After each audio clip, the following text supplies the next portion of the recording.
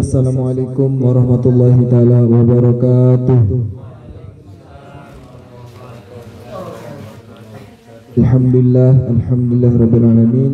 Wa bihi nasta'inu ala umuri dunya waddin wa ala alihi wal kiram ajmain, amma ba'd. Yang sama-sama kita hormati, ada guru kita Al-Ustaz Ahmad Khulaifi LCMH yang berkesempatan hadir pada malam hari ini, dan yang sama-sama kita cintai ada teman-teman pemuda dari Desa Toya yang dimana kita sama-sama kumpul dalam rangka Bajang Tengaji. Pertama-tama marilah kita panjatkan rasa syukur kita subhanahu wa ta'ala yang telah memberikan kita beribu-ribu macam nikmat, yaitu nikmat sehat, sempat, dan Islam. Alhamdulillah. Jadi karena nikmat sehat niki, karena nikmat sempat, kita dapat berkumpul di tempat yang alhamdulillah barakah ini. Tanpa nikmat sehat, walaupun kita punya nikmat sempat, akan tetapi kita tidak bisa dapat berkumpul di tempat yang mulia ini. Kita memiliki nikmat sempat tapi tidak memiliki nikmat sehat, kita tidak akan bisa berkumpul di malam hari ini. Kedua kalinya tak lupa pula kita aturkan salawat beserta salam atas junjungan baginda Nabi besar kita Nabi Muhammad sallallahu alaihi wasallam yang telah membawa umatnya dari zaman jahiliyah menuju zaman Islam. Alhamdulillah. Mungkin pada malam hari ini langsung saja kita akan sama-sama dengarkan isi daripada pengajian atau isi dari materi kita pada malam hari ini. Saya serahkan langsung kepada Al-Ustaz Ahmad Khulaifi LCMH, kepada beliau disilakan.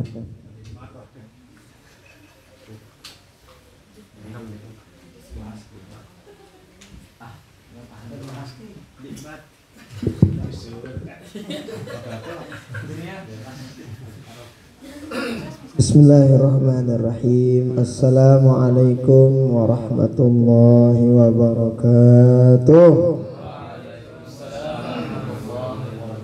Alhamdulillah wassalatu wassalamu ala sayyidina Muhammadin ibn Abdillah wa ala alihi wa ashabihi wa man walah, wa la hawla wa la quwwata illa billah. Allahumma salli ala sayyidina Muhammadin ibn Abdillah al-qaimi bihuquqillah ma daqat illa wa farrajaha Allah. Rabbi syrah li sadri wa yassir li amri wahlul 'uqdatam min lisani yafqahu qawli, amma ba'du. Ya, sama-sama kita muliakan para senior, kemudian teman-teman KKP Universitas Islam Negeri Mataram, Batur-batur Bajang, rahimani wa rahimakumullah, hafizakumullah, segenap pemirsa dimanapun berada yang saat ini melalui online, rahimani wa rahimakumullah, hafizakumullah. Kita bersyukur pada Allah Subhanahu wa ta'ala pada malam hari ini, tepat kurang lebih tanggal 2 Muharram, kita bisa mengisi umur yang Allah titipkan kepada kita. Karena sungguh sering kita sebutin tuh, kalau orang berdagang itu modalnya duit, maka orang hidup itu modalnya umur yang Allah titipkan. Bahkan dalam suatu riwayat, la tazalu qadama 'abdin, kata baginda Rasul, nanti di akhirat itu orang enggak bakalan pernah bisa langsung jos ke surga, hatta yus'alu an arba, sampai dia ditanya tentang 4 perkara. Mana di antara perkara tersebut? Ditanya sama Allah nanti di akhirat, an umrihi, tentang umur yang Allah titipkan kepada kita, kita isi dan kita gunakan untuk apa. Inu ketua ini terjemah di akhirat dah ampun nabau utama surga dengan dia ketua berari ini ulang malaikat. Jadi nggak ditanya itu. Yang ditanya udah nikah belum? Enggak. Yang ditanya itu tentang umur secara umum. Maka umur ini akan kita pertanggungjawabkan, sedikit banyaknya itu akan kita pertanggungjawabkan di hadapan Allah Subhanahu wa ta'ala. Nah, maka pada malam hari ini kita diizinkan oleh Allah Ta'ala untuk mengisi umur kita, sisa-sisa umur kita dengan amal soleh. Jadi ini juga termasuk amal soleh yang sangat luar biasa. Nah, amal soleh yang pahalanya sangat-sangat hebat. Bahkan kita sering sebut orang yang udah meninggal dunia tuh kalau bisa hidup lagi, maka yang diminta hadir di majelis yang kayak begini, hadir di majelis taklim yang kayak begini. Nah, kenapa orang hadir majelis taklim itu salah satu penyebab orang husnul khotimah, daka'na telah. Jadi kalau ada orang yang sering hadir majelis taklim ngene-ngene no, daka'na telah itu insyaallah menjadi salah satu penyebab tuh orang bakal husnul khotimah insyaallah. Nah, kenapa? Nah, karena orang kalau hadir majelis taklim itu tuh insyaallah turun apa tuh malaikat padanya. Mohon turun malaikat tuh halumu ila hajatikum, kata malaikat. Ente yang hadir majelis taklim sebutin apa hajatmu kepada Allah Ta'ala. Sebut tabi apa jemaah ente, insyaallah diijabah oleh Allah Ta'ala. Kabulang apa kemelenta amun tah hadir majelis taklim. Maka kita bersyukur pada malam hari ini kita dipilih oleh Allah Ta'ala bersama-sama hadir pada acara kita Bajang Toya Tengaji. Mudah-mudahan apa yang kita lakukan ini dicatat oleh Allah Ta'ala sebagai amal ibadah kita semua. Amin. Salawat beriring salam kita diakan kepada baginda Rasulullah Sallallahu Alaihi Wasallam dengan ucapan Allahumma sholli ala Sayyidina Muhammad wa ala ali Sayyidina Muhammad. Mudah-mudahan kita semua mendapatkan syafaat beliau di dunia sampai akhirat. Amin amin ya rabbal alamin. Batur-batur Bajang rahimani wa rahimakumullah wa hafizakumullah. Pada hari-hari ini kita masih berada pada tahun baru yang sangat luar biasa. Jadi tahun baru Islam itu berbeda dengan tahun baru Masehi. Apa bedanya? Kalau tahun baru Islam, tahun baru Masehi itu paling pergantian hari aja, pergantian tanggal, pergantian tahun doang. Artinya tidak ada apa ya, nenara sita bina pelajaran lah. Tetapi kalau tahun Masehi tahun Hijriah, pergantian tahun Hijriah, itu banyak pelajaran yang Allah titipkan pada pergantian tahun tersebut. Banyak pergantian. Apa diantaranya? Kita lihat dan ingat dulu baginda Rasul itu hijrah ke Madinah. Nah, jadi kita lihat bagaimana baginda Rasul itu dulu hijrah. Hijrahnya baginda Rasul itu masya Allah luar biasa. Banyak pelajaran yang sangat luar biasa dalam dalam pelajaran hijrahnya baginda Rasulullah Sallallahu Alaihi Wasallam. Satu diantaranya hijrahnya baginda Rasul itu mengajarkan kepada kita bagaimana iman yang super kuat, iman yang hebat itu tentunya akhirnya iman si bagus sino adalah berserah diri pada Allah Subhanahu wa Ta'ala. Jadi luwe pelajaran rana hijrahnya baginda Rasul. Nah, kata baginda Nabi dalam satu riwayat, la hijrata ba'dal fath. Tidak ada hijrah setelah hijrahnya baginda Rasul. Apa maksudnya? Nah, hijrah tenaga itu beda. Kalau dulu baginda Rasul min makanin ila makan, al-intiqal min makanin ila makan. Kalau baginda Rasul dulu hijrahnya dari suatu tempat ke tempat yang lain, dari Mekah menuju Madinah, dari tempat ke tempat yang lain. Tapi kita sekarang hijrah kita bagaimana? Hijrah kita min halin ila hal, dari keadaan yang kurang baik menuju keadaan yang baik. Nah, jadi teman-teman sekalian, hijrah ino dek mesti langsung ngubah selabu ende. Mana misalnya? Misalnya nih, kita lihat dulu hijrah. Jadi kita pengen tahu nih hijrah hijrah makna kekinian tuh kayak gimana gitu. Dulu hijrahnya Sayyidina Umar, kita lihat Sayyidina Umar itu dulu sebelum hijrah itu menjadi orang yang tegas. Jadi Sayyidina Umar amun-amuni lala ngeri. Jadi ketika baginda Rasul mau hijrah, Sayyidina Umar tuh diam di dekat Ka'bah. Apa ngana Sayyidina Umar? Sai melis. Apa ngana? Seninakna jadi bebalu. Pecat kete kan. Saya milih anak aja anak yatim pecat katanya nih halangin nih Umar kan hijrah anak pun napasen dengan kemarin tegas luar biasa. Yang pengen istrinya mau jadi janda kesini halangi saya hijrah sama baginda Rasul. Yang pengen apa itu anaknya jadi anak yatim kete nih julu nih totosan dengan lanjak yang Sayyidina Umar. Tegas luar biasa Sayyidina Umar. Nah ketegasan ini enggak hilang pada diri Sayyidina Umar. Hanya saja ketegasannya yang dulu sebelum masuk Islam ya mulai sangar Sayyidina Umar ini. Ketika masuk Islam tegasnya enggak hilang, tetapi penempatan tegasnya itu diubah sama Sayyidina Umar. Apa maksudnya arah dengan misalnya hijrahnya? Katakanlah lejat ya, bahasa kasar teh bajingan lepakan kan. Doang ambil tetap melepakan, biarin dia tetap di pasar, biarin.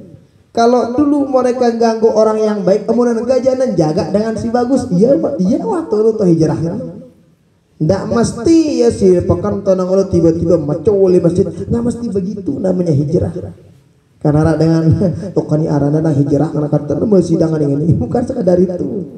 Nah artinya kita jangan salah lihat gitu, jangan salah menilai gitu. Nah, kayak Sayyidina Umar yang tadi itu, kalau dulu menjadi pembencinya baginda Rasul, ketika hijrah ternyata beliau itu bukan menjadi pembenci, bahkan menjadi pencinta yang sangat luar biasa kepada baginda Rasul.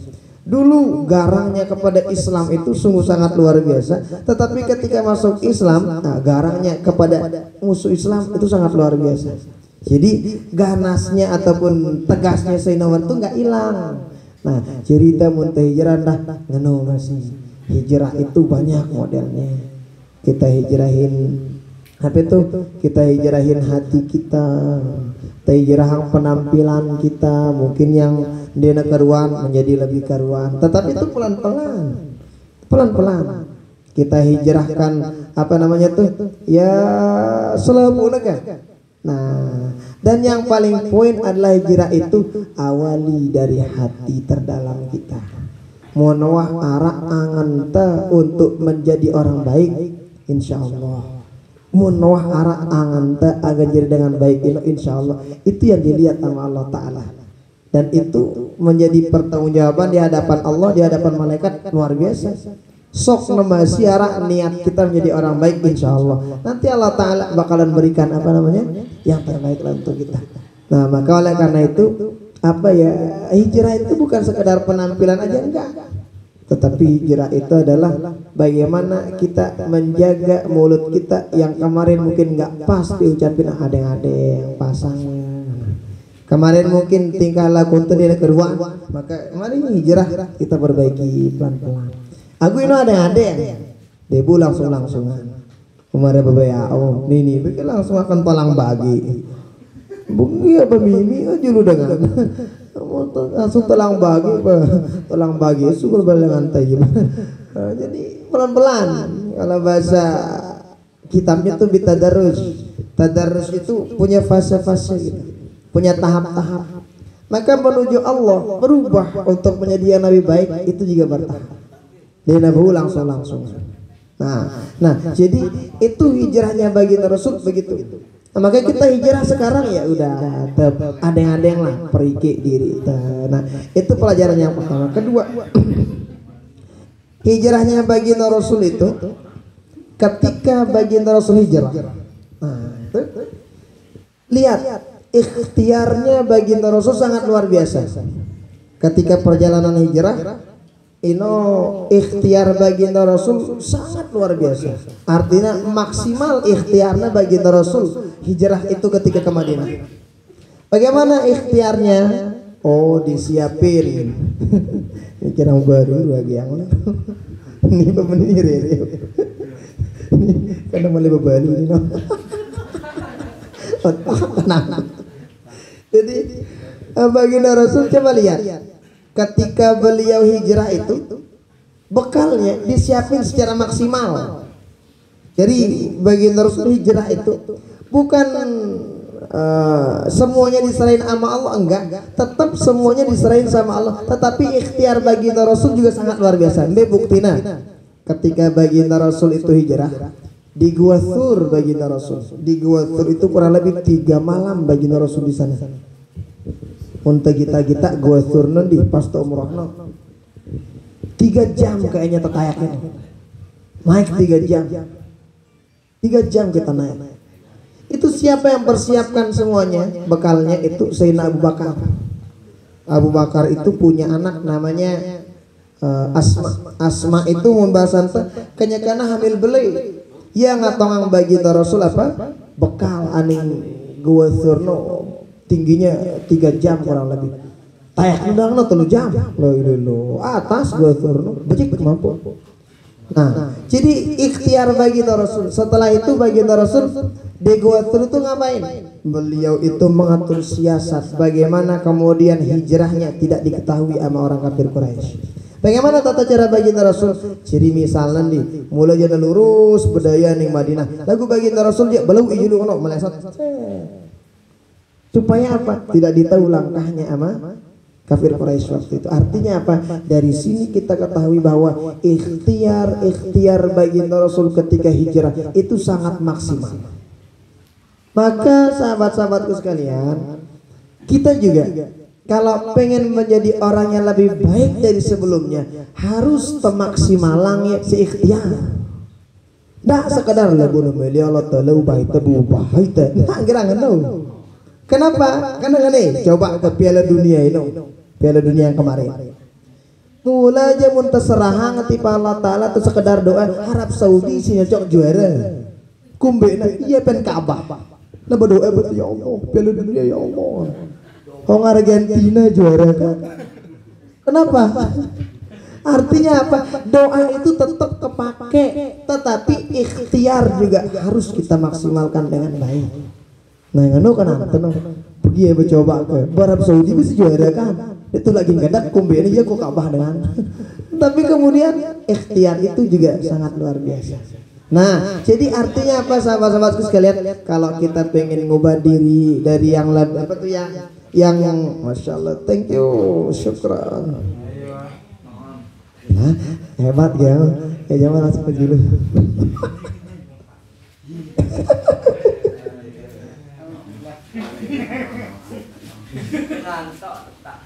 Masya Allah.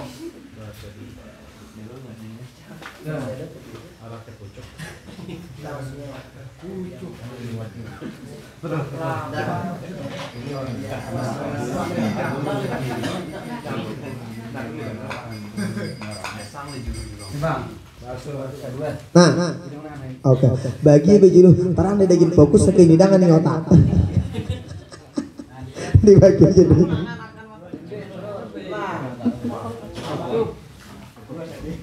Yang mete.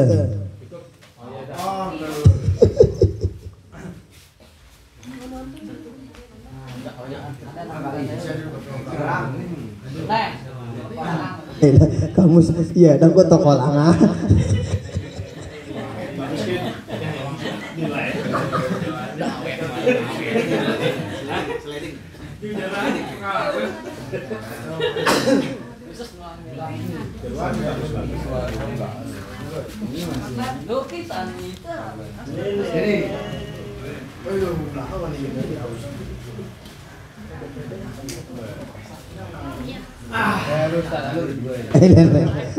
Boleh lah, ini itu soal itu.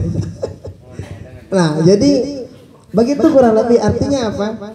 Di samping kita berubah, yang ini, wakil. Oh, iya loh. Kemana ini Arano?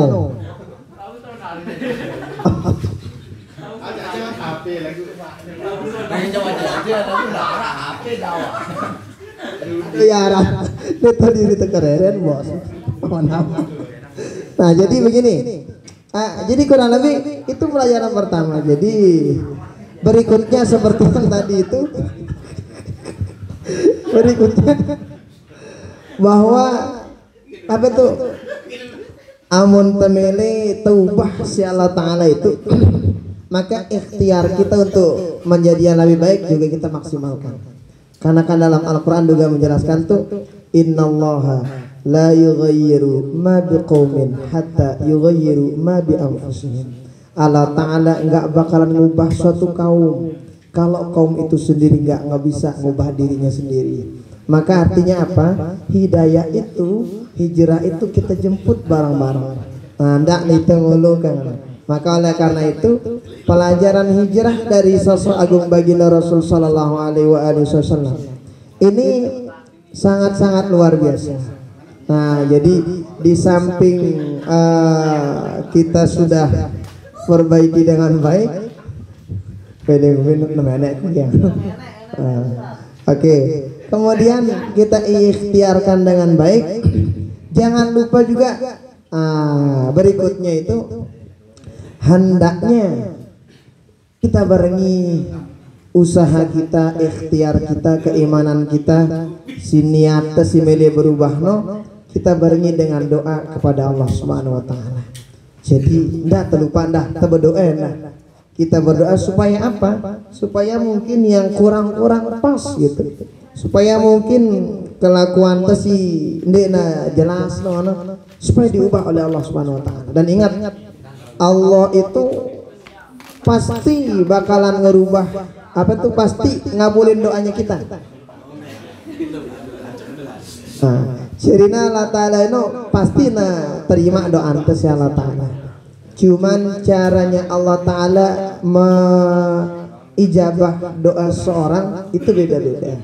Maka tidak ada salahnya apa seperti yang tadi kita dapatkan dari perjalanan hijrah sosok agung baginda Rasul itu. Yang pertama, bareng-bareng awali niat hijrah pengen jadi orang baik itu dari hati kita. Kedua, maksimalkan ikhtiarnya kita. Ketiga, jangan lupa barengi niat bagus itu, ikhtiar itu dengan apa? Dengan doa kepada Allah Subhanahu wa taala. Nah, kita berdoa kita. Nah, kenapa? Karena baginda Rasul juga begitu. Bayangin coba kalau baginda Rasul amun kita ya. Coba baginda Rasul langsung aja angkat tangan, ya Allah, keamanan supaya jangan sampai ditahu saya sama orang kafir Quraisy. Angkat tangan sekali aja baginda Rasul tuh pasti diijabah sama Allah Ta'ala. Tetapi ini baginda Rasul ngajarin kita seperti yang tadi, ikhtiar harus kita maksimalkan. Kemudian setelah itu barengi dengan doa. Kenapa? Karena dengan doa ini insya Allah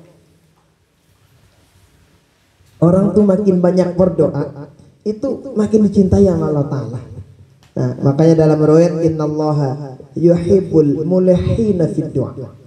Allah Ta'ala demen banget sama siapa? Sama orang yang rewel dalam berdoa. Udah minta ini sama Allah Ta'ala, minta yang lain lagi. Udah minta ini lagi, minta yang itu. Udah minta itu itu Allah Ta'ala demen banget. Kita merengek di hadapan Allah Ta'ala, rewel ketika berdoa, itu Allah Ta'ala sangat demen. Bahasa kita nyenyel dalam berdoa, itu Allah Ta'ala demen banget sama orang yang begitu. Supaya apa? Kalau udah niat kita bagus, kemudian ikhtiar kita maksimal, doa kita juga udah mantap, maka udah kita serahkan semuanya kepada Allah Subhanahu wa taala. Tetapi ingat, takdir Allah pasti yang terbaik untuk seorang hamba.